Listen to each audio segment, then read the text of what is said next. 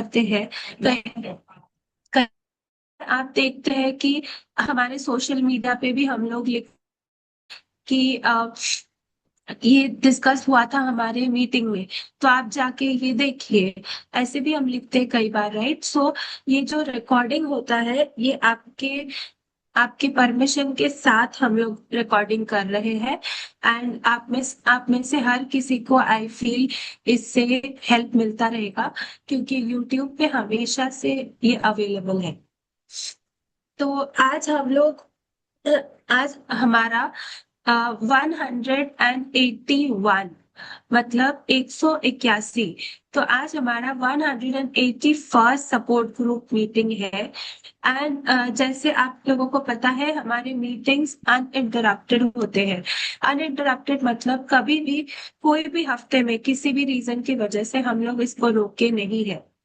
क्योंकि कई बार ऐसे होता है, आज मैं अवेलेबल नहीं हूँ पर अशोक कुमार जी अवेलेबल है।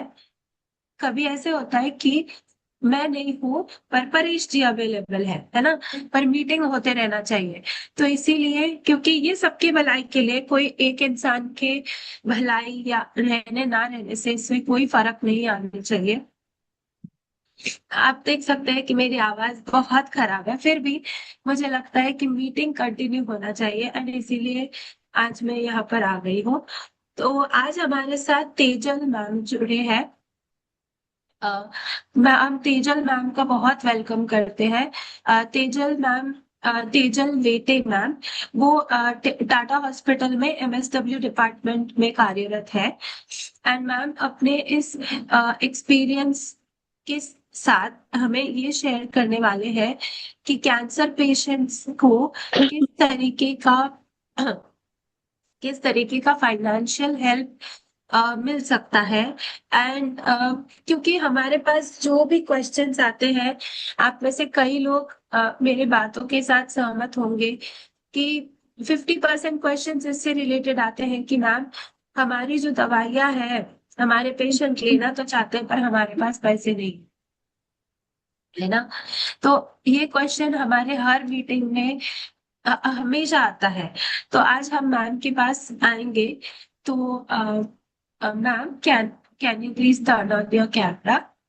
Yes. Yeah, thank you so much for welcoming me and introducing me for this session. Uh, मेरा फर्स्ट टाइम है कि मैं आपसे इस द्वारा कनेक्ट हो चुकी हूँ। तो बेसिकली आपका ये जो सपोर्ट ग्रुप है, I am amazed to see that आप लोगों ने already 180 support group meetings complete की है। Many many congratulations to you people. क्योंकि एक कंसिस्टेंसी रहना कोई भी काम में बहुत इम्पोर्टेंट है, और जिससे कि वो ग्रुप कितना एक्टिव है और कितना अलग अलग चीजें सीखने के लिए इंटरेस्टेड है, ये समझ में आता है। सो सुचिस्मिता, आप बताइए, तब हम हमारा ये जो छोटा सा सेशन है अबाउट फिनेंशियल गाइडेंस, या हम जिसे कह सकते हैं जो हमारा फॉर्मल टॉपिक है about affordable cancer care and navigating public health schemes for lung cancer and specifically lung cancer and cancer patients in India. Yes. Suchismita, yes. Yes ma'am, मुझे सुनाई आ रहा है, बोलिए ma'am. Yes. So I'm just heading towards my a small presentation.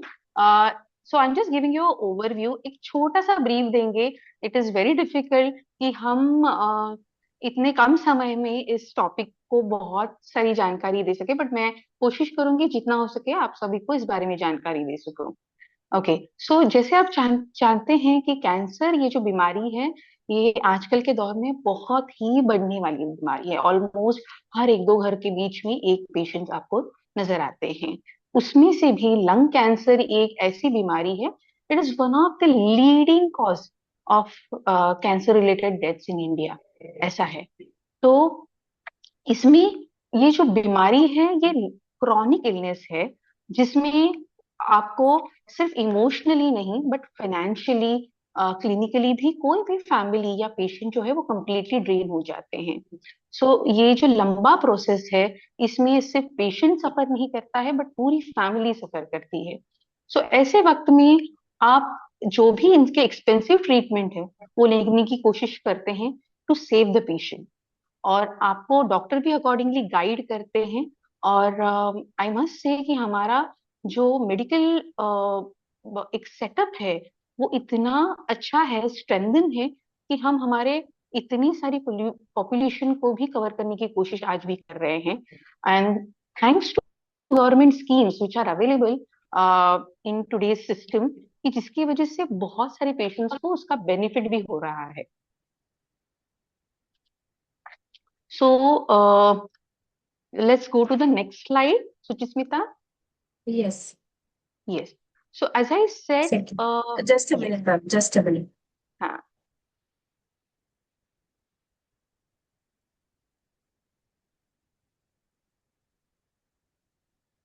Yes. as I said, ये जो बढ़ती वाली बीमारी है ये आजकल बहुत सारे यंग पेशेंट्स में भी दिखाई दे रही है। एंड हमारे भी पास ओपीडी में बहुत सारे पेशेंट्स ऐसे आते हैं, we see a lot of young patients coming in for the treatment and trying to figure it out what is the cause for this cancer. And many researches are also going on, many people try to find out what will be the root cause for this lung cancer, especially for the young patients too. तो इसमें ma'am yes, ma'am हाँ, हम लोग ma'am हम language Hindi रखेंगे क्योंकि हमारे ज्यादा जी से जी ज्यादा जी, पेशेंट्स हिंदी में समझते श्योर हैं। Sure sure sure, no problem. तो हम लोग बात करने वाले हैं गवर्नमेंट स्कीम्स के बारे में, पॉलिसीज के बारे में आज। जैसे कि हमें सबको पता है कि गवर्नमेंट में ऐसे कुछ स्कीम्स है जिसमें हम बहुत सारी बीमारियां जो है वो कवर की जाती है। Next slide please. Bravo, sta छोड़ दी पैसा ज्यादा नहीं है। अभी हम जो स्लाइड में है इसे ये इसके बारे में तो आप सभी लोगों को जानकारी होगी। इसका नाम है आयुष्मान भारत प्रधानमंत्री जन आरोग्य योजना। अभी ये जो स्कीम है ये दुनिया में चलने वाली जो हेल्थ स्कीम्स है उसमें इससे एक लार्जेस्ट गवर्नमेंट स्कीम है, जिसमें बहुत सारा फंड हेल्थ इंश्योरेंस स्कीम्स में यूज किया जा रहा है। और हर एक पेशेंट के पास अगर हम हर एक घर में देखते हैं तो आयुष्मान कार्ड जो है वो मैंडेटरी किया गया है गवर्नमेंट की ओर से। सो इसमें बेसिकली क्या हो रहा है कि हर एक पेशेंट के लिए, हर एक फैमिली मेंबर के लिए जो बिलो पॉवर्टी लाइन है, जिनका जो आपका राशन कार्ड है उसके आधार पे आपको ये इशू किया जा रहा है, और आपको 5 लाख तक का बेनिफिट इसमें मिल जाता है।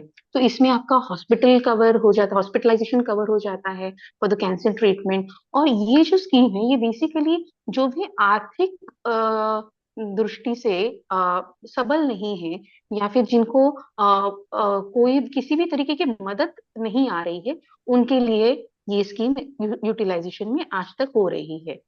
अभी इसके बेसिकली हेल्थ पे इसके जो बेनिफिट है वो कैसे हो रहे हैं, तो जब भी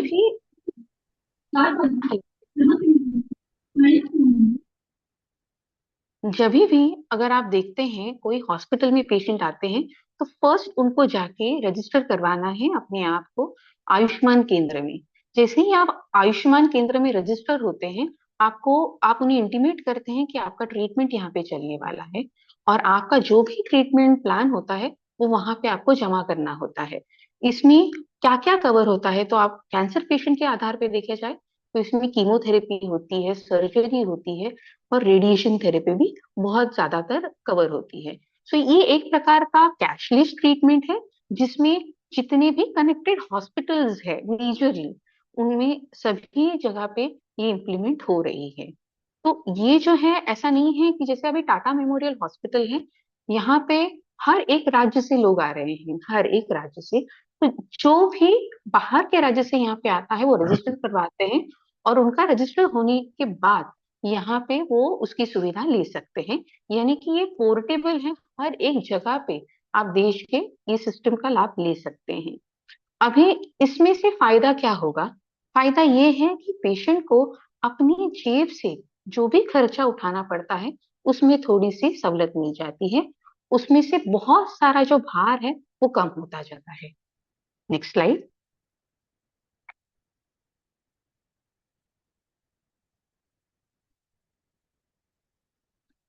अभी जैसे मैंने बताया कि कीमोथेरेपी है, रेडिएशन थेरेपी है, या आप सर्जरी है, तो ऐसी सारी चीजें जो है, ट्रीटमेंट प्लान जो है इसमें कवर होती हैं। बट ऐसे बहुत सारे जैसे एडवांस थेरेपीज हैं वो कवर नहीं हो पाती हैं, या फिर कोई टेस्ट है, या फिर कोई भी आपके ट्रीटमेंट प्लान है जो कवर नहीं हो पाते हैं आयुष्मान योजना के अंदर। तो उसके लिए हर एक हॉस्पिटल में राष्ट्रीय आरोग्य निधि, ये जो है ये उपलब्ध की गई है। इसमें भी पेशेंट के लिए फाइनेंशियल असिस्टेंस दिया जाता है। बट ये जो है ministry of health and family welfare की ओर से स्कीम इम्प्लीमेंट की जाती है।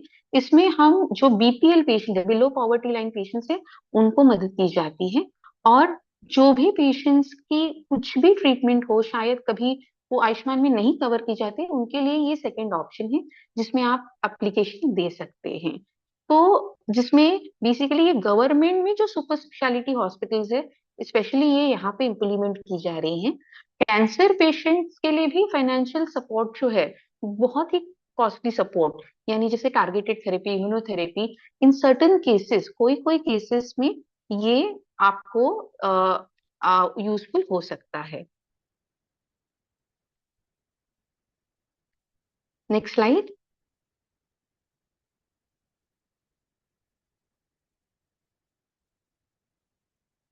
इसके अलावा अगर आप देखा जाए तो ministry of health and family welfare से एक फंड आता है। सो इसमें जो भी फीमेल है, जो भी बच्चे हैं, जैसे 16 साल के अंदर के जो भी बच्चे हैं, उनके लिए जो ट्रीटमेंट प्लान किया जाता है, ये आयुष्मान और राष्ट्रीय आरोग्य निधि के अलावा जो भी पेशेंट्स है उनको भी इसमें से मदद दी जाती है। तो इसमें सर्जरी, कीमो, रेडिएशन, ये चीजें फुल्ली आपको सपोर्ट में दी जाती हैं। तो इसमें स्पेसिफिकली विमेन एंड चाइल्ड के लिए जो भी फंड आता है वो इन्हीं के दौर से आता है। और इसमें भी कीमो और रिलेटेड जो भी सपोर्ट है, सर्जरी रिलेटेड सपोर्ट है, वो दिया जाता है। स्पेसिफिकली ये भी एक सपोर्ट जो है वो इकोनॉमिकली वीकर सेक्शन को दिया जाता है, बिसाइड्स आयुष्मान और रैन, यानी राष्ट्रीय आरोग्य निधि की ओर से। Next slide. अगर आप देखेंगे तो हमारे पास अलग अलग राज्य में CM fund, chief minister fund जैसे बोलते हैं, मुख्यमंत्री रिलीफ फंड जो है वो भी अवेलेबल होता है। तो बेसिकली अगर आप देखोगे तो यूपी है, बिहार है, महाराष्ट्र है। महाराष्ट्र में मैं आपको एक जैसे एग्जांपल दूंगी, महात्मा ज्योतिबा फुले आरोग्य योजना जो है वो महाराष्ट्र में एक्टिव थी, बट अभी उसको जो है कोलैबोरेट किया गया है आयुष्मान की ओर से। जैसे केरला में है। हर एक स्टेट में अपने अपने लेवल पे अपनी स्टेट के लोगों को नजर में रखते हुए उन्होंने कुछ अपनी ओर से मुख्यमंत्री रिलीफ फंड या फिर चीफ मिनिस्टर रिलीफ फंड की ओर से मदद दी जाती है। तो ये कुछ ऐसे ऑप्शंस हैं जिसका लाभ आप जो है, आयुष्मान योजना अगर ना भी हो तभी भी आप ले सकते हैं, या पूरे साल में आप एक बार ये लाभ उठा सकते हैं, जिसमें आपको अगर कोई भी खर्चा आपका कवर नहीं हो पा रहा है फॉर एनी पर्टिकुलर रीजन, कोई भी कारणवश, तो आपको इसका भी लाभ आप ले सकते हैं, जो हर एक स्टेट में अवेलेबल है।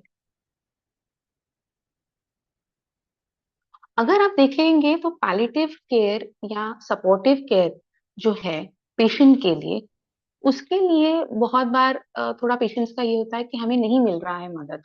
तो पैलिएटिव केयर यानी जब कि पेशेंट का डिजीज कंट्रोल नहीं हो पा रहा है, थोड़े आखिरी वक्त में है पेशेंट, ऐसे वक्त में पेशेंट को रिलीफ या पेन रिलीफ मेडिकेशंस पे रखा जाता है मैक्सिमम टाइम पे। तो ऐसे वक्त में कुछ दवाइयां जो है वो बहुत एक्सपेंसिव हो जाती हैं पेशेंट के लिए या फैमिली के लिए टू बेयर विद। तो ऐसे समय पे कुछ जेनरिक मेडिसिन, कैंसर की ऐसी दवाइयां हैं, फॉर एग्जाम्पल इमेटिनिब जैसी टैबलेट है, या कोई ऐसी दवाइयां जो आपको रूटीनली लेनी है हर महीने के महीने, जो जेनरिक अवेलेबल की गई है। टाटा मेमोरियल हॉस्पिटल में हम होम विजिट करते हैं। हम पेशेंट्स को मेडिकेशन एट डोर स्टेप भी कंसेशनल रेट में और देने की कोशिश करते हैं। और यहाँ पे उनको काउंसलिंग दिया जाता है, जिससे कि पेशेंट को और फैमिली को हमारे ओर से साइको सोशल और क्लिनिकल सपोर्ट भी मिल सके।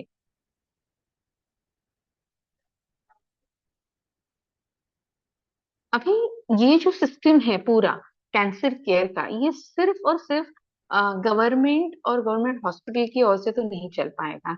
इसमें हमें जो एनजीओज है, non government organisation, public private partnership, इनका भी बहुत ही इंपॉर्टेंट रोल होता है।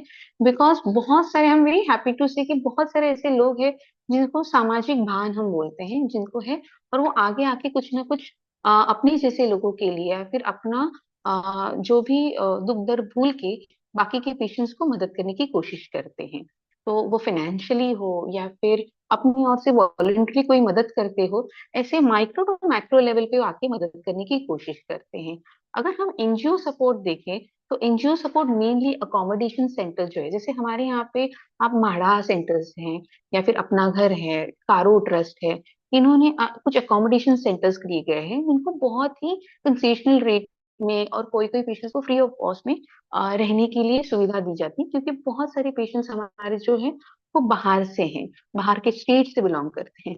और ये जो, जैसे मैंने पहले ही बताया, ये जो ट्रीटमेंट है, ये क्रॉनिक ट्रीटमेंट है, ये लॉन्ग लास्टिंग ट्रीटमेंट है। पेशेंट्स को, रिलेटिव्स को यहाँ पे 7 से 8 महीने रहना पड़ता है, और ऐसे वक्त में एक हाइजीनिक जगह रहने के लिए मिलना बहुत जरूरी है।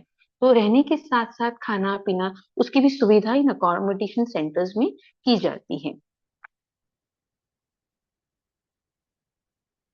उसके साथ साथ जैसे काउंसलिंग है, न्यूट्रिशन है, और फाइनेंशियल एड है। डेफिनेटली हमारे हॉस्पिटल में बहुत सारे ट्रस्ट हैं जो हमसे कनेक्टेड हैं, और हमारे पेशेंट्स को gradually throughout the treatment मदद करते हैं उनके, और they are been sometimes also adopt की जाते हैं ट्रस्ट से भी, कि हम इन्हीं इनकी लाइफ लाइन जो भी ट्रीटमेंट है वो भी देने के लिए कोशिश करते हैं। जैसे न्यूट्रिशन एक है, जो आप मेजरली देखेंगे हेड एंड नेक के जो पेशेंट्स रहते हैं, उनको पाउडर सप्लीमेंट्स पे दिया जाता है, तो उनके लिए भी ये बहुत हेल्पफुल है, जिससे कि पेशेंट को थ्रू आउट, अगर उनको आरटी फीड लेना है तो उस पे कंसेशन होता है, और वो थोड़ा प्रोसेस उनके लिए स्मूथ हो जाता है, because of the financial help for nutrition.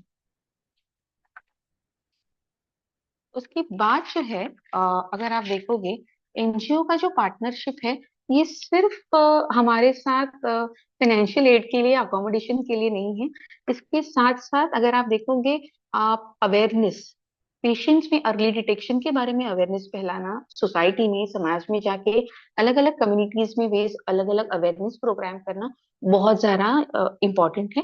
Because इससे क्या हो जाता है, जो भी पेशेंट्स हैं या फिर उनके फैमिली है, निकटवर्ती हैं, या फिर आसपास के लोग हैं, अर्ली डिटेक्शन से इनका जो क्यूरेबल होना बहुत जरूरी होता है, और ये पॉसिबल ही हो जाता है इसके लिए। इसके साथ साथ पेशेंट्स को साइको सोशल सपोर्ट प्रोवाइड करना, हम लोग एजुकेशन के बारे में, या फिर सर्वाइवर्स हैं जो भी पेशेंट के बच्चे हैं, उनके लिए स्कॉलरशिप प्रोवाइड करना, ये भी कुछ हम पार्टनरशिप एनजीओज और पब्लिक प्राइवेट पार्टनरशिप में कवर करते हैं। अगर आप देखोगे, ये पूरे जो आपने अभी फाइनेंशियल एड्स देखे हैं, इन टर्म्स ऑफ गवर्नमेंट या पब्लिक प्राइवेट पार्टनरशिप या फिर सीएसआर है, या फिर अलग अलग स्कीम्स है, इसमें थोड़े चैलेंजेस है। देखिए, हमारा जो पॉपुलेशन है बहुत ज्यादा बड़ा है, अलग अलग लैंग्वेज के लोग यहाँ पे रहते हैं, हमारी जो एजुकेशनल बैकग्राउंड लोगों का देखें, हमारा जो कल्चरल बैकग्राउंड देखें, बहुत डिफरेंस है, बहुत सारा डिफरेंस है। तो समझ में आना, और लोगों के दिमाग में एक स्टीरियोटिपिकल एक रहता है कि कैंसर बीमारी ठीक नहीं होगी या फैल सकती है, इस बारे में भी अगर आप देखोगे तो आप बहुत सारे मिसअंडरस्टैंडिंग है, तो ये दूर होना भी जरूरी है। और इसमें ये एक प्रकार का चैलेंज है अगर आप देखोगे, क्योंकि लोगों के बीच में अवेयरनेस नहीं है, फैमिलीज के बीच में अवेयरनेस नहीं है, लोग कतराते हैं आगे आके अर्ली डिटेक्शन करना, स्क्रीनिंग करना। जैसे हमारे प्रिवेंटिव ऑन्कोलॉजी हमारा डिपार्टमेंट है, वो हर एक जगह पे जाके टॉक लेते हैं, टोबैको च्यूइंग अवेयरनेस के बारे में बताते हैं कि कैसे ये हानिकारक है, बट लोग अटेंड करते हैं लेकिन स्क्रीन नहीं करना चाहते। इससे तो उनको पहले से ही थोड़ा डर बैठा है, जो निकालना बहुत जरूरी है। और वो एक चैलेंज है आज के सिस्टम में, कि ये जो अर्ली डिटेक्शन हम कैसे करें, तो स्कीम्स में भी, स्कीम्स के बारे में भी लोगों को बताना बहुत जरूरी है। जब वो ऐसे अवेयरनेस सेशंस में आएंगे तब अर्ली डिटेक्शंस होंगे। अर्ली डिटेक्शंस के बाद उनको स्कीम्स पॉलिसीज के बारे में भी समझाया जाता है। जब तक कोई पेशेंट अपनी ट्रीटमेंट के लिए नहीं आता तब तक उसको स्कीम के बारे में पता ही नहीं चलता। ये सैड पार्ट है। But thanks to the current government, it is they are trying our best कि जो मार्केटिंग करके या लोगों तक पहुंचने की अभी भी बहुत ज्यादा कोशिश कर रहे हैं। अगर आप देखोगे तो हमारे पास जब पेशेंट्स आते हैं तो उनको जब फाइल बनता है उनका और उसके साथ साथ उनके कुछ टेस्ट किए जाते हैं। तो स्पेट स्कैन, एमआरआई सभी लोगों को पता होता है। इसके अलावा भी कुछ एडवांस टेस्ट है, city guided biopsy, NGS, PDL, ऐसे अलग अलग टेस्ट है जिससे आपका ट्रीटमेंट जो है पेशेंट का वो बहुत ही कॉन्क्रीट तरीके से प्लान किया जा सकता है। लेकिन ये बहुत ही एक्सपेंसिव ट्रीटमेंट्स है या आप बोल सकते हैं एक्सपेंसिव इन्वेस्टिगेशंस है, डायग्नोस्टिक है। ये कवर होना जरूरी है, जो बहुत बार कवर नहीं हो पाते हैं इसमें।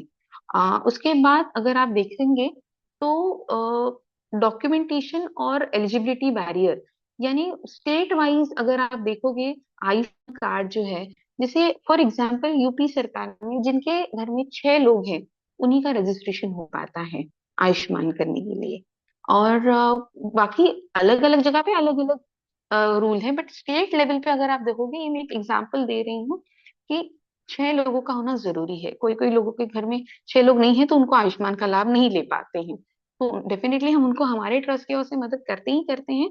But at the same time ये जो है ये एक लैक्यूना है, एक चैलेंज है उनके लिए। बहुत बार उन्हें पता ही नहीं होता कि ये इस्तेमाल क्या है, कार्ड का इस्तेमाल कैसे करना है, पता नहीं होता। रजिस्ट्रेशन जो है वो हर एक लोग रजिस्टर नहीं हो पा रहे अभी भी। यानी अगर आप देखोगे रूरल और अर्बन रेशो, जो गांव में खेड़ों में रहते हैं लोग, ऐसा नहीं है उनको कैंसर के बारे में पता तो नहीं है, बट कैंसर के लिए कौन सी फैसिलिटीज मिलती हैं गवर्नमेंट की ओर से उसके बारे में भी उनकी जानकारी बहुत ही सीमित है। उसके साथ साथ अगर आप देखा जाए हमारे, जैसे मैंने पहले बताया कि इसका जो मॉनिटरिंग है या इम्प्लीमेंटेशन है करने में थोड़ी दिक्कत आती है क्योंकि हमारा पॉपुलेशन बहुत ज्यादा है, ऐसा है। और अभी अगर आप देखोगे तो लगातार लोग जो है, कभी कभी लोग माइग्रेट होते हैं, एक जगह से दूसरी जगह पे जाते हैं। इससे क्या हो जाता है कि पेशेंट कभी कभी अधूरा ट्रीटमेंट हो जाता है। तो कभी वो यूपी में कोई ट्रीटमेंट ले रहा है, कभी वो महाराष्ट्र में आके ट्रीटमेंट ले रहा है। इसकी वजह से भी बहुत सारी डिस्पैरिटीज आती है और वो भी एक चैलेंज बन जाता है टू मेंटेन द रिकॉर्ड और implement and monitoring the patients. Next slide. तो रिकमेंडेशंस इसमें ऐसे रहेंगे, अगर आप देखोगे तो पहले तो लोगों के बीच में इसके अवेयरनेस आना बहुत जरूरी है।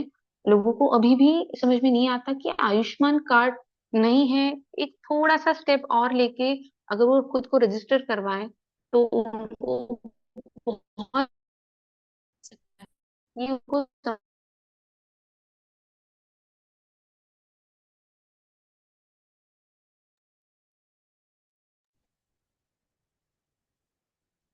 Am sorry, yes ma'am, disconnect हो गई। डिस्कनेक्ट हो गया था। तो सॉरी। सो लोगों के बीच में अवेयरनेस होना जरूरी है अबाउट स्कीम्स। हॉस्पिटल्स में कौन कौन सी स्कीम्स आती हैं, लोगों के मन में ये जो डर बैठा है अबाउट कैंसर वो भी थोड़ा दूर होना जरूरी है, जिससे कि उनका ट्रीटमेंट जो है वो टाइमली शुरू होना बहुत इम्पोर्टेंट है। अबाउट जैसे मैंने बोला कि एडवांस जैसे आपके टेस्ट है फॉर अर्ली डिटेक्शन और आपका जो ट्रीटमेंट प्लान करने के लिए, उसके साथ साथ अगर आप देखोगे, आपने सुने ही होंगे ये नाम, टारगेटेड थेरेपी, इम्यूनोथेरेपी। ये जो है ये भी बहुत इंपॉर्टेंट है और ये बहुत सारे पेशेंट्स के लिए अभी एक सर्वाइवल का मोड भी है। और इसके लिए फंड जो है ये गवर्नमेंट से अगर मिलेंगे तो पेशेंट्स के लिए बहुत बेनिफिट होगा, बिकॉज ये बहुत एक्सपेंसिव ट्रीटमेंट्स है जो डॉक्टर्स देना चाहते हैं, बट कभी कभी फंड्स की सुविधा नहीं होने के कारण नहीं दे पाते हैं। जैसे मैंने बताया कि इस प्रोसेस को थोड़ा सिंप्लीफाई करना जरूरी है। लोग बहुत बार नहीं लेना चाहते उतने एफर्ट, रजिस्ट्रेशन करवाना, फिर 2 दिन पहले आके मिलना, फिर वापस एक फॉर्म भरो, आपकी दवाई का जो पर्चा है वो जमा करो, ये जो प्रोसेस है ये उन्हें नहीं। तो ऑनलाइन जितना होगा, यानी आप आईटी का सपोर्ट लेके जितने भी आपके ट्रीटमेंट प्लान है अगर ऑनलाइन होते हैं, तो जिससे आपको मदद मिलती है और लोगों का भी थोड़ा सा एफर्ट कम हो जाता है, जिससे कि इसकी सुविधा वो ले सके। दूसरा जो है पॉइंट और कि अपना रूरल लेवल पे, यानी जैसे मैंने पहले बताया, गांव में ऑन्कोलॉजी सर्विसेज पहुंचना बहुत जरूरी है। जैसे हमारे हॉस्पिटल्स के अभी कई सारे सेंटर्स हैं जो अलग अलग जगह पे हैं, पहुंचने की कोशिश कर रहे हैं लोगों तक, जिससे कि लोगों को कैंसर केयर सर्विस मिल सके। बट हर एक स्टेट में ये एक सेंटर होना जरूरी है। इसके आधार पे ही ये काम शुरू है, जिससे कि जो लोग हैं मुंबई ऑल द वे उन्हें आने की जरूरत ना पड़े। उनके जो स्टेट में जितनी वो सुविधा ले सके उतना वो ले पाएंगे। इसकी इसका ये जो है कोलैबोरेशन जारी है अभी भी, और इसको स्ट्रेंथन करना बहुत जरूरी है, जिससे लोगों लोगों को अर्ली डिटेक्शन भी होगा, ट्रीटमेंट लेने की भी सुविधा अच्छे से मिल सकती है, और उनको ज्यादा ट्रैवल भी करना ना पड़े इसके लिए। मेन चीज है, बहुत सारे लोग जो है साइको सोशल रिहैबिलिटेशन जो है वो बहुत जरूरी है।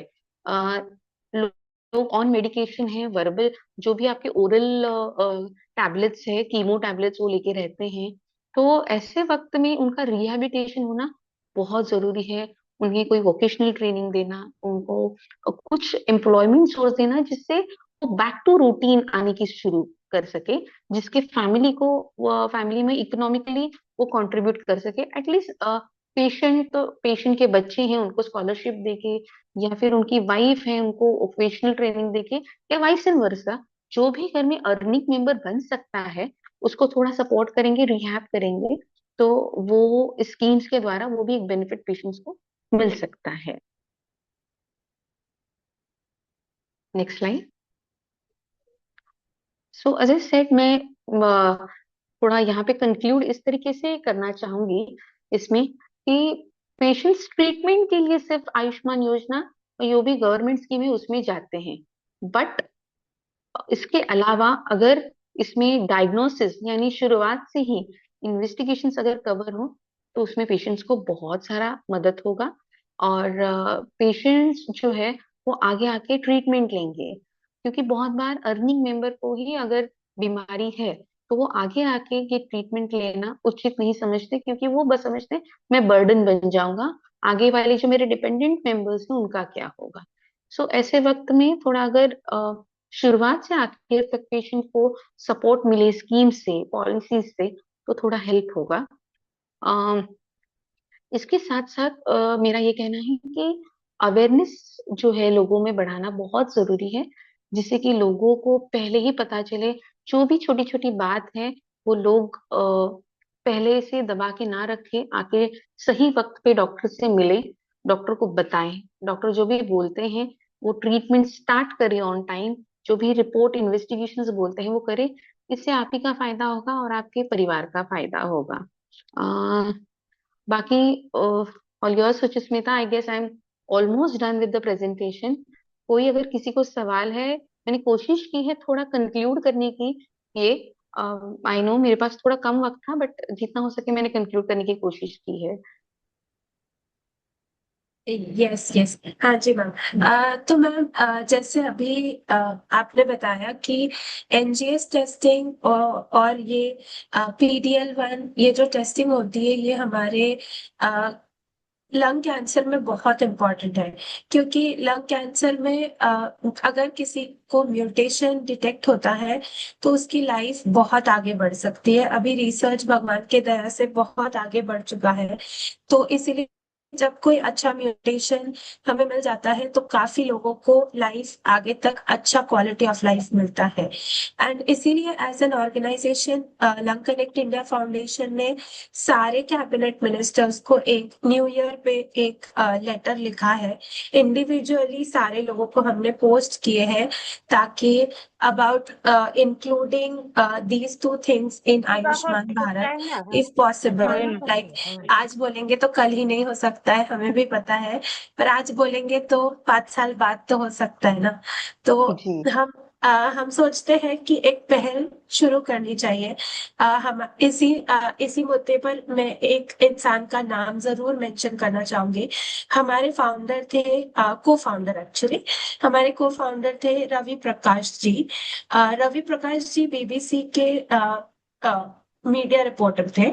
तो एक्चुअली उनका वो स्टेज 4 लंग कैंसर उनको जब डिटेक्ट हुआ था, तब उनका कहना ऐसा था, उनका सोचना ऐसा था कि बहुत सारे जो स्कीम्स है वो थोड़े निचले स्तरों के लोगों के लिए आता है, पर मिडिल क्लास वालों के लिए स्कीम्स बहुत ही कम है, बहुत ही हाथ में गिने हुए आते हैं। इस वजह से उन्होंने अब बहुत सारे जगह पर, बहुत सारे इवेंट्स, बहुत सारे जगह पर अपनी जर्नी शेयर करना शुरू किया। उन्होंने बताया कि मैंने इतने साल मैंने इस जगह पर जॉब किया, तब भी ऐसी कई मेडिसिन है कैंसर के जो मैं अफोर्ड नहीं कर सकता हूँ। आप में से कई लोग मेरे साथ अग्री करेंगे, आप इतने साल से जॉब कर रहे हैं, फिर भी अगर आपको भी होता है आप भी अफोर्ड नहीं कर सकते।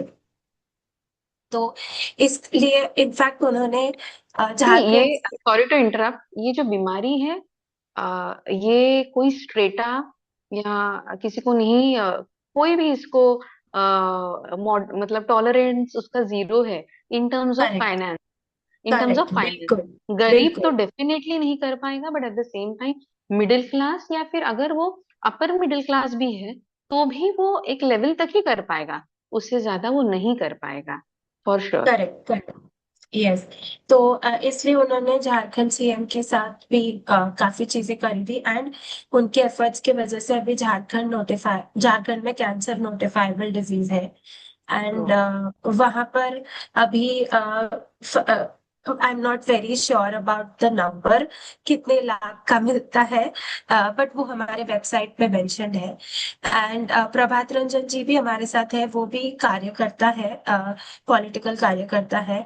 तो प्रभात रंजन जी भी बिहार गवर्नमेंट के साथ इस फाइनेंशियल साइड ऑफ कैंसर को लेकर काफी एक्टिव है। जी वो जी। वहां पर मीटिंग्स में अपनी बात रखने की कोशिश करते हैं, क्योंकि उनके फादर को भी कैंसर था जो अभी दुर्भाग्यवश नहीं रहे हैं। पर जैसे आपने बताया कि जब तक हमको छूता नहीं है तब तक हमको पता ही नहीं चलता है, हम ध्यान नहीं देते राइट। हैं। मतलब फलाना इंसान को कैंसर हुआ था और मेरे पापा को कैंसर हुआ था, में बहुत फर्क होता है। तो इसीलिए मैं 2 मिनट प्रभात रंजन जी को बोलना चाहूंगी। सर, आप इस बारे में क्या बोलना चाहेंगे, और आप अगर अपने एफर्ट्स के बारे में थोड़ा सा बताएं तो। बिल्कुल। सबसे पहले तो मैं तेजल मैम का बहुत आभार व्यक्त करता हूं कि बहुत ही सिंपल भाषा में उन्होंने बहुत ही बृहद रूप से हम लोगों को अभी समझाया फाइनेंशियल क्राइसिस के बारे में। एक्चुअली मेरे फादर को लंग कैंसर था, तो इसके बाद से ही,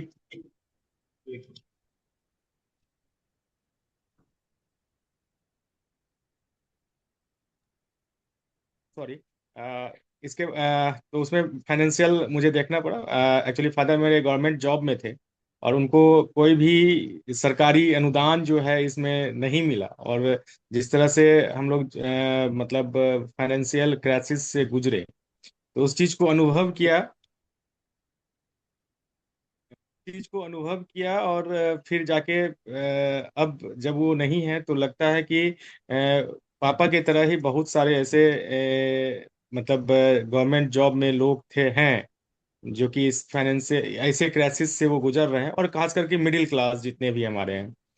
तो लोअर क्लास और अपर क्लास के, लोअर क्लास के लिए गवर्नमेंट है, अपर क्लास के लिए वो खुद सक्षम है, लेकिन मिडिल क्लास और जो गवर्नमेंट जॉब में है, तो बिहार सरकार गवर्नमेंट में जो कर्मचारी हैं उनके लिए कुछ ऐसा नहीं था। लेकिन अनफॉर्चुनेट मतलब इस बीच में अभी 1 सप्ताह 10 दिन पहले ही बिहार से गवर्नमेंट ने ये घोषणा किया है कि अब बिहार के जितने भी कर्मचारी हैं, और या फिर जो भी पेंशन भोगी कर्मचारी हैं, मतलब कर्मचारी हैं और उनके आश्रित हैं, यानी कि उन जो भी हैं, तो उनका पूरा कैशलेस ट्रीटमेंट जो है विथ कैंसर या with जो भी मतलब जो भी डायग्नोस्ड है, मतलब ये है बीमारी है, उस सब के लिए कैशलेस वो व्यवस्था करने जा रही है, और अभी कैबिनेट से वो चीज़ पास हो गया है। और हमको लगता है कि 10 दिन के अंदर ये भी हो जाएगा। और अभी तक मतलब ये क्लियर नहीं हुआ है कि कितना तक का देंगे, लेकिन हम लोग उसमें लगे हुए हैं कि मिनिमम कम से कम, जैसे कि सूची ने बताया कि झारखंड में रवि सर ने किया था, तो अभी वहाँ पे 10 लाख के करीब आसपास मिलता है, वो 10 लाख के करीब वो वहाँ देते हैं। तो हम लोग भी चाह रहे हैं, हम लोग तो उसे लंग कनेक्ट इंडिया फाउंडेशन की तरफ से सरकार से, मुख्यमंत्री से मिल के हम लोगों ने लेटर दिया था और उनसे ये अनुरोध किया था। एक तो ये मिडिल क्लास और कर्मचारियों के लिए, ये सरकारी कर्मचारी के लिए, और दूसरा था कि 25 लाख तक का हम लोग ने मांग किया था कि कम से कम उनको सहायता दिया जाए। तो अब देखते हैं कि आगे मतलब अभी इस पे क्या हो। कम से कम एक राहत ये है कि जितने भी अब बिहार के कर्मचारी हैं, उनको अब ट्रीटमेंट के लिए थोड़ा सा सहयोग बिहार सरकार की तरफ से मिलेगा। ये एक सुखद समाचार जो है वो है, और मैं से इस चीज़ को शेयर भी करना चाह रहा था। अनफॉर्चुनेटली पापा के बाद मेरी सिस्टर को भी ब्रेस्ट कैंसर हो गया है। तो वो अभी यूएस में है, और अनफॉर्चुनेटली अभी वो सीरियस है थोड़ा। तो आज तो मैं उस बोलने के इसमें भी नहीं था कि मैं तो सिर्फ मीटिंग ज्वाइन कर लिया था। और इतनी दूर है वो कि अभी वीजा के लिए एक सप्ताह से मैं पूरा एफर्ट लगाया हुआ है। अपॉइंटमेंट आज कल में अब देखिए मिलता है या नहीं। तो फिर खैर, लेकिन सही बात है, अगर लंग कनेक्ट इंडिया फाउंडेशन जैसा संस्था, अगर 10 संस्था भी इस तरह से अगर काम करे, तो हमको लगता है कि जो भी नीडी हैं, पेशेंट्स हैं, या क्या मतलब जो नीडी व्यक्ति हैं, उन तक जरूर सहायता पहुंचेगी। और फिर से मैं आपको मैम, फिर से आपको शुक्रिया अदा करता हूं कि आपने बहुत ही अच्छे ढंग से सभी को एक बारीकी से समझाया है। इसके लिए बहुत बहुत थैंक धन्यवाद। You sir, thank you.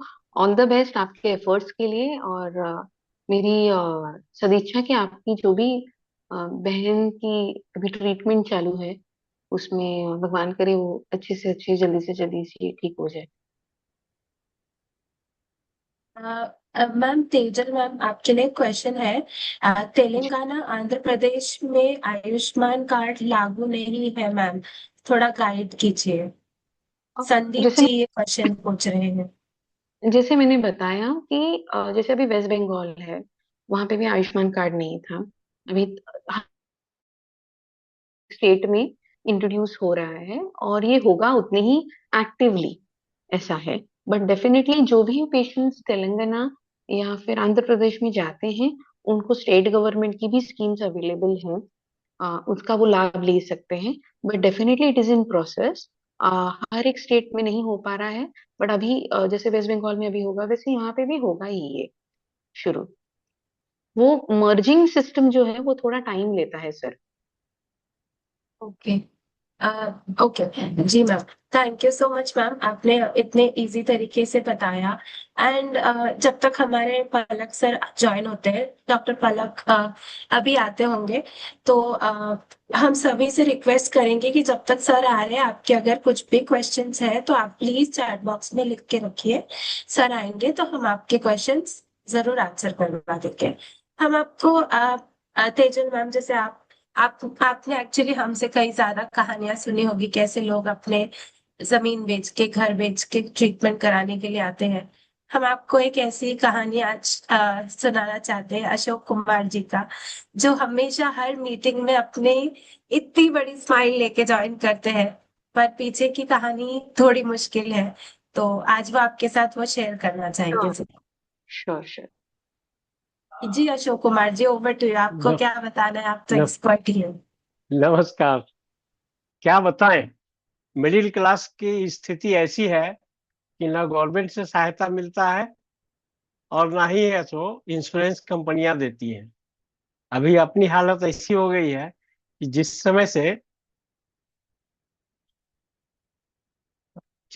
समय से मुझे डिटेक्ट हुआ, तो मुझे लगा नहीं था कि ये इतना कॉस्टली होगा। पहली बात तो हम लोग हिम्मत नहीं कर पाए कि हम अपना ट्रीटमेंट करेंगे, क्योंकि मेरा टारगेटेड थेरेपी है, लंग कैंसर है, टारगेटेड थेरेपी में चल रहा हूँ। और एक 15 डब्बे का जो होता है, 15 कैप्सूल का एक डब्बा होता है, जो 1,28,1,000 में मिलता है। तो समझिए कि हम कैसे अपना मैंने ट्रीटमेंट करा पाते। खैर, कहिए कि थोड़ा कहीं से सपोर्ट मिल गया और ये थेरेपी ऐसी होता है ना, पेशेंट सपोर्ट ग्रुप से 50% का उसमें मुझे मिल गया। मैंने एक खरीदता हूँ तो एक मुझे एक्स्ट्रा मिलता है। तो इससे भी फिर भी नहीं चल पा रहा है, वो भी मेरे लिए बहुत महंगा है। तो मैं सो थोड़ा जमीन था मेरे हिस्से में, मैंने उसे बेच दिया। अब इस बेच के हमारा 2 साल का तो ट्रीटमेंट हो जाएगा, तीसरा साल नहीं जानते हैं कि हम कैसे चलेंगे। तो ये स्थिति मिडिल वालों का है, क्योंकि इसके पास जो भी जमा पूंजी है, जो भी, मैं एक अच्छे खासे एम्प्लॉय के रूप में था, बैंक में काम करता था, सैलरी की कमी नहीं थी, खुशहाल जिंदगी चल रही थी। और ये जब से मैंने, मेरा लाइफ भी बहुत कंट्रोल था, न सिगरेट न शराब, फिर भी ये बीमारी पकड़ती है। ये किसको पकड़ लेगा कोई नहीं जानता है। इसमें गवर्नमेंट से तो ये चाहिए कि इंश्योरेंस कंपनियां बहुत तरह का बहाना बना के, ये करके उसको आपको निगलेक्ट करते रहेगा। कोई भी कब पहले बोलता था टारगेटेड थेरेपी मेरे इंश्योरेंस में कवर ही नहीं करता है, तो आप कहाँ से लीजिएगा पैसा, खुद से ही आपको खर्च करना है। तो ये सब चीजों को जहाँ पे इंश्योरेंस नहीं कवर करे, उसमें गवर्नमेंट को ही पकड़ना चाहिए, या फिर ऐसे पेशेंट को मरने छोड़ दिया जाए। क्या होता है ना कि परिवार के लोग मोह ममता में अपनी सारी जमा पूंजी को खर्च करते रहते हैं। ऐसे हमारे जैसे लोग का अब कोई उपयोग है नहीं संसार में, और सरकार भी चाहती है कि ना रहे तो बढ़िया है, इसीलिए मिडिल क्लास को छोड़ दिया जाता है। बाकी लोग जैसे नीचे के लोग हैं, उसको 5 लाख तो मिल रहा है, हमें तो भी नहीं मिल रहा है। क्या करेंगे? पेंशन इतना है कि जितना मेरा 2 महीने का ट्रीटमेंट के लिए मेडिसिन होता है, बस इतना ही पेंशन है साल भर का। तो कैसे चलेगा? ये तो कैसे कैसे कहिए कि एक जमीन का टुकड़ा था जो हम खरीदे थे, उसमें कुछ मुझे बनाना था, लास्ट में बनाना प्रपोज जो था वो खत्म कर दिए और उसको सेल कर दिया, डिस्पोज कर दिए। तो ये होती है हाल अपना, चल रहा है जिंदगी। जब तक चलेगा, जब तक लोगों में दम है, देखते हैं आगे कुछ उपाय हो जाएगा तो होगा, नहीं होगा तो फिर भगवान भरोसे। चलिए, ज्यादा नहीं, कुछ नहीं बोलेंगे, बिल्कुल ये अपनी नहीं, दुखद नहीं, कहानी है। बिल्कुल करेक्ट। ये हर घर की कहानी है, जैसे आपने बताया अशोक कुमार जी। सभी को बोलते हैं कि आप लोग भी अपने तरफ से, अपने गवर्नमेंट से, आपके जो मुख्यमंत्री है या आपके जो भी आपके एमएलए है या काउंसिलर है, आप भी उनको चिट्ठी लिखिए कि सर, हमने आपको इतने सालों से वोट दिया है, आप प्लीज हमारी मदद करिए। शायद आपके भी बोलने से किसी का कुछ मदद हो जाए, जैसे रवि जी के एफर्ट्स के थ्रू कुछ हो गया था। भले ही आपको वो सुविधाएं ना मिले, पर बाद में 10 लोगों को तो मिल सकता है, राइट? जैसे मैं भी अच्छा इतनी अच्छा। बातें कर रही हूँ, मैं खुद सर्वाइवर हूँ और मैं समझती हूँ ये फाइनेंशियल कितना प्रॉब्लम होता है। इसलिए सभी से रिक्वेस्ट करती हूँ कि आप, हर किसी को ये दिक्कतें आती है, आप लोग चिट्ठी लिखिए, आप लोग ट्विटर पे पीएमओ इंडिया को टैग कीजिए, आप लोग लंग कनेक्ट को टैग कीजिए, आप लोग अपने हैंडल से इस बात को बढ़ाइए कि सर, मैम, हमें दिक्कत हो रही है। क्योंकि उनको ऐसा लगता है इतना ऊपर बैठ के कि इतना पॉपुलेशन है, उसमें इतने से को हो रहा है, तो इतना नहीं समझ आता है, राइट? तो बस इतना ही। ओके, मैं एक्चुअली ज्यादा टाइम ना लेते हुए, डॉक्टर पलक आ गए हैं ऑलरेडी। हेलो सर, क्या आपको मेरी आवाज आ रही है? यस, आ रही है। यस सर, सो सॉरी आपको वेट करना पड़ा। नहीं नहीं, कोई बात नहीं। ओके सर, आज हमारे पास सिर्फ 2 क्वेश्चंस हैं, एंड मैं समझती हूँ आप अपने बिजी ओपीडी से आए होंगे, तो मैं फटाफट पूछ लेती हूँ। संदीप जी पूछ रहे हैं, मैडम जी, मैं लगातार 3 महीने से बीमार हूँ, लंग में पानी बार बार भरता है, पाइल्स का सर्जरी हुआ है, बाद में 15/5/26 को एंजियोप्लास्टी भी हुआ है, दवाई खा के परेशान हूँ, 6/6/26 को सिटी स्कैन टाटा में है, सीट्स जरा आगे कर। टाटा में है, लंसिल 8 mg चालू है, क्या मैं सीटी स्कैन कर सकता हूँ? सिटी स्कैन के लिए जनरली दो चीज देखनी होती है। एक तो किडनी का रिपोर्ट देखते हैं। अगर किडनी नॉर्मल है, फंक्शन है, अच्छे से काम कर रही है, तो सिटी स्कैन में कोई परेशानी नहीं होती, क्योंकि उसमें कॉन्ट्रास्ट वो दवाई देके करवाते हैं। और दूसरा कि आपका जो पानी भरा है उससे सिटी स्कैन में कोई दिक्कत नहीं आती है। और सिटी स्कैन से ही चलेगा कि पानी भरने का दूसरा कोई और रीजन नहीं है ना। जैसे आपने बाईपास भी करवाई है, आपका हार्ट फंक्शन का जनरली सिटी स्कैन से कोई प्रॉब्लम नहीं आने वाला है, तो आप सिटी स्कैन करवाइए, जिससे आगे का ट्रीटमेंट हम डिसाइड कर सकते हैं। यस। संदीप जी, तो जैसे सर ने बताया, आप एक ब्लड टेस्ट करा लीजिए, उसमें किडनी का टेस्ट आता है, उसके बाद आप सीटी स्कैन कर सकते हैं। और सर नेक्स्ट क्वेश्चन है कौस्तुभ कुंडू जी का। TMH ID lung cancer with metastasis, patient male 68 plus, 31 cycles of pemetrexed, 6 cycles of carboplatin, 25 cycles of pembrolizumab completed. Patient has history of chemo, immuno-induced colitis. Currently on Mesacol 1.2. After chemotherapy, दो questions है उनके. After chemotherapy, if patient has abdominal pain and has diarrhea-like symptoms, can we have fiber-rich foods and isabgol, which he consumes as per his general practices due to constipation and small hemorrhoids? ये first question है sir. Second question है what is better, toripalimab or pembrolizumab? Can they be used interchangeably? Okay, so आपके first question का answer मैं दूं। अगर वो orally सब ले रहे हैं, हाई फाइबर डाइट और ये सब वगैरह, तो एकदम नॉर्मल है, कोई प्रॉब्लम नहीं है। हाई फाइबर डाइट और ज़्यादा पानी पीना, ये सब करने से, वॉकिंग वगैरह से गट जो वॉकिंग और नॉर्मल एक्सरसाइज करोगे तो जो गट की स्ट्रेंथ है वो इम्प्रूव होगी, कॉन्स्टिपेशन में भी रिलीफ मिलेगा। उनको पाइल्स की अगर तकलीफ जो हुई है वो जनरली कॉन्स्टिपेशन की वजह से ही हुई होगी, तो उन सब में अच्छा रहेगा। तो वो आप कंटिन्यू रख सकते हो, उसमें कोई प्रॉब्लम नहीं है। दूसरा चीज है कि टोरीपालीमाब वर्सेस पेम्ब्रोलिजुमाब, दोनों इम्यूनोथेरापी है। लंग कैंसर में जनरली इम्यूनोथेरापी में पेम्ब्रोलिजुमाब जो है वो मैक्सिमम दिया गया है, क्योंकि वो कई सालों से अवेलेबल है, इंडिया में भी और इंडिया के बाहर भी। दोनों की कोई कंपैरिजन का डेटा नहीं है कि कुछ पेशेंट को ये दिया, कुछ पेशेंट को वो दिया और किनको अच्छा हुआ। तो लेकिन इम्यूनोथेरापी का जनरली जो एक्शन है वो लार्जली सिमिलर होता है। इंडिया में पहले हम टोरीपालीमाब इसलिए यूज करते थे क्योंकि कंपैरेटिवली चीपर थी, सस्ता ऑप्शन था एज कम्पेयर टू इम्यूनोथेरापी, पेम्ब्रोलिजुमाब। तो वो यस आप सर. दोनों में से कोई भी इंटरचेंज करने का कोई फायदा नहीं होगा। मतलब आप पेम्ब्रोलिजुमाब लोगे और कुछ टाइम के बाद टोरीपालीमाब किया, फिर अगेन पेम्ब्रो पे गए, उससे कोई फायदा नहीं होगा। आपने ऑलरेडी पेम्ब्रो इतनी साइकिल ली है, तो वही कंटिन्यू करना चाहिए। जनरली 2 साल तक पेम्ब्रोलिजुमाब देते हैं, उसके बाद स्टॉप कर सकते हैं। कुछ कुछ कंडीशन में एविडेंस ऐसे भी है कि 2 साल से भी ज्यादा उनको इम्यूनोथेरापी कंटिन्यू रखें।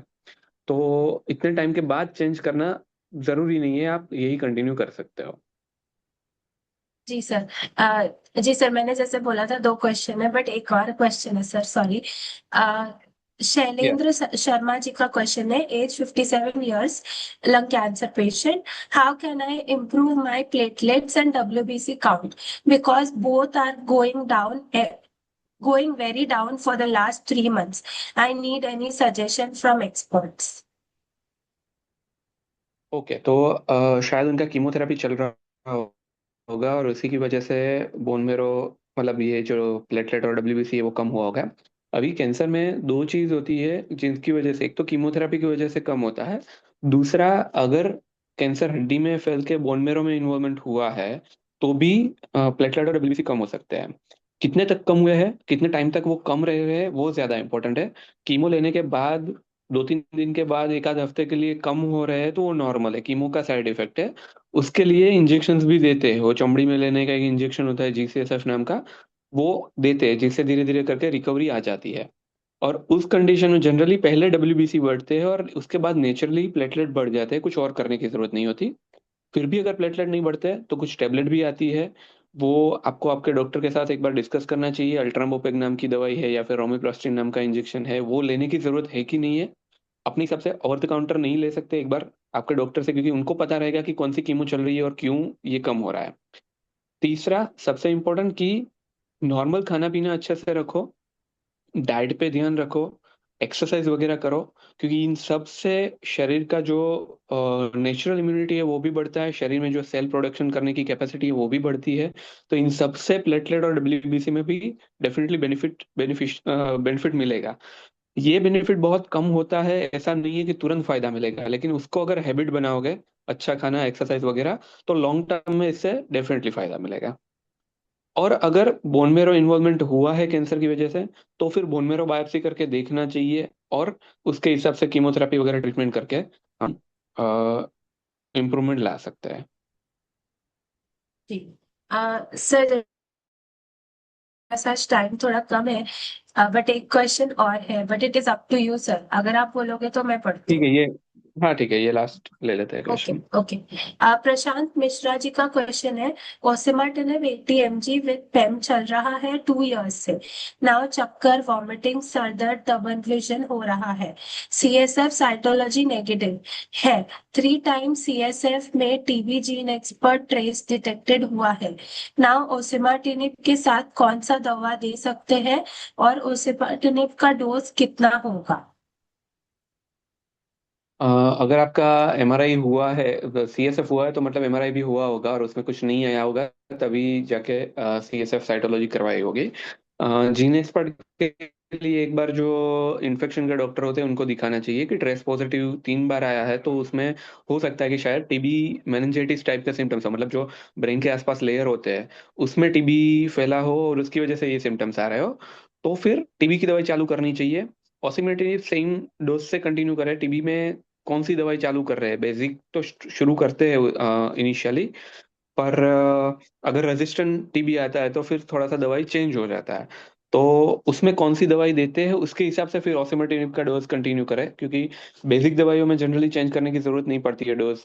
कैंसर स्टेबल है, बढ़ा नहीं है, अच्छा है, तो वही दवाई कंटिन्यू कर सकते हैं और साथ में टीबी की दवाई लें।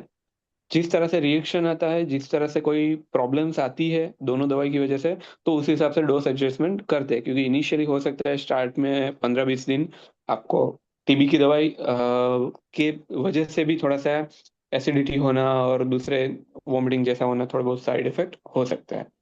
तो आप एक बार इन्फेक्शन के डॉक्टर से मिल लिए और फिर हम डिसाइड कर सकते हैं कि कौन सी दवाई का डोज एडजस्टमेंट करना है। जी जी। Thank you so much doctor Palak sir, आप अपने बिजी शेड्यूल से टाइम निकाल कर आए। रिक्वेस्ट करूंगी, अगर 1 सेकंड के लिए आप अपना कैमरा शुरू कर सकते हैं सर, तो बाद में जब हम फोटो लेंगे तो उसमें हम या ये थैंक यू, हम उससे कट कर लेंगे सर, दैट्स ओके। तो जी sir, so thank you so much sir, आप अपने टाइम निकाल कर आए हैं एंड आप सभी के क्वेश्चंस भी आंसर हो गए हैं। जी।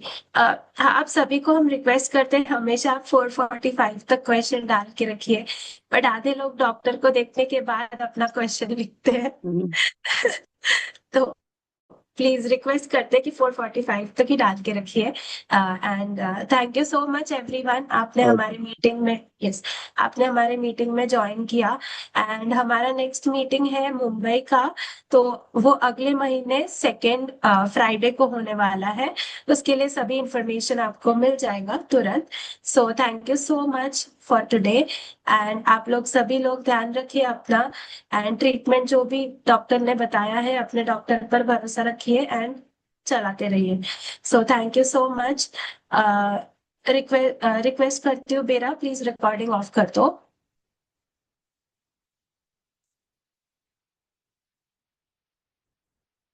ओके, ठीक है, एक सेकंड।